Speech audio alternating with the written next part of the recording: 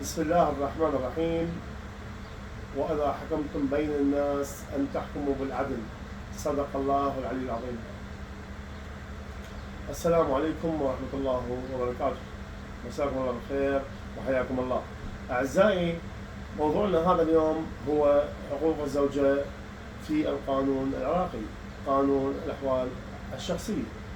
الزوجة لها حقوق، مثلا حق أثاث الزوجية اللي هو مهرها المعجل. طبعا هذا مهرها المعجل يمكن أن المطالب به إذا كانت الحياة الزوجية مستمرة أو تم الانفصال لا سمح الله. طبعا يمكن المطالب به من خلال محامي متمرس في المحاكم. والأثاث الزوجية مثل الذهب، طبعا هنا الذهب حينما تطالب الزوجة بالذهب في أمام المحاكم يجب عليها أن تجلب مثلا وصولات عقد الشراء، مثلا فلان مكتوب باسمها وصل الشراء.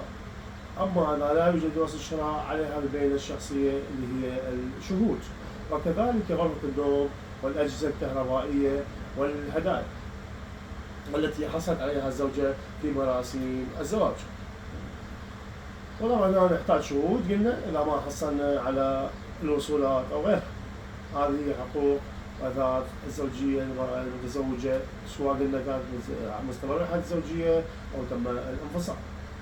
كذلك راح نتحدثكم أيضا على نفقات الزوجة على وجه الكفاية. نفقة الزوجة مثل الطعام والمسكن والملبس والعلاج أنواع.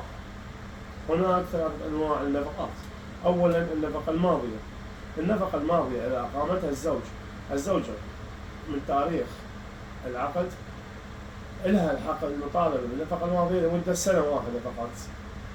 أو ما إذا تركها لمدة، نقول الزوج تركها لمدة 3 سنوات وأقامت الدعوة، فلا تستحصل على 3 سنوات وإنما تستحصل على سنة واحدة. والنفقة المستمرة اللي هي من تاريخ إقامة الدعوة.